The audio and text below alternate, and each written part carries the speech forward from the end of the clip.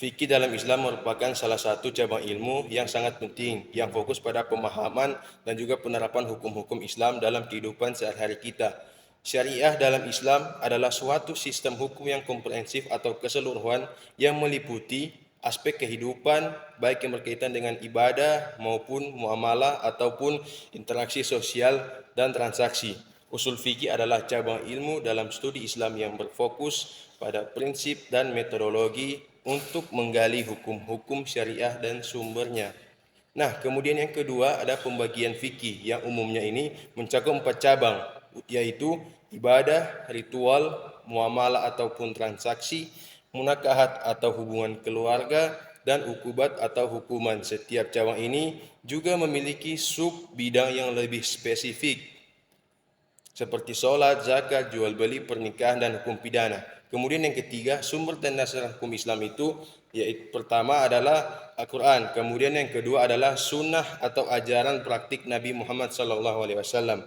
Selain itu terdapat juga ijma, kesepakatan para ulama dan kias atau analogi sebagai sumber hukum Islam. Beberapa juga memasukkan istihsan, preferensi, dan istisab atau kekhususan status quo sebagai sumber tambahan.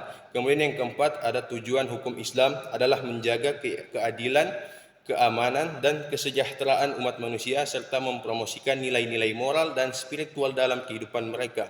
Kemudian Islam juga bertujuan untuk menegakkan ketaatan kita kepada Allah dan menciptakan masyarakat yang berfungsi dengan baik berdasarkan prinsip-prinsip yang diterapkan dalam ajaran Islam tentunya.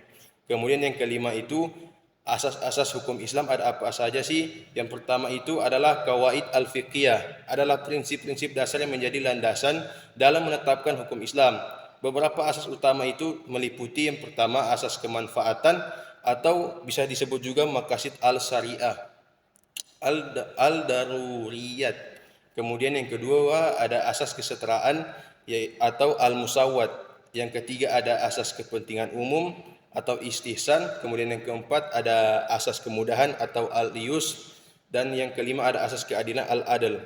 Nah, yang keenam yang terakhir adalah penetapan hukum Islam melalui beberapa metode yang diakui dalam tradisi hukum Islam, termasuk ijtihad, taklid, istihsan, maslahah mursalah, dan urf. Setiap metode ini memiliki peranannya sendiri dalam proses penetapan hukum Islam, dengan ijtihad sebagai metode utama yang digunakan oleh para ahli hukum Islam untuk mengembangkan pemahaman dan aplikasi hukum yang relevan dengan zaman dan konteks yang berubah-ubah seiring berjalannya zaman kita.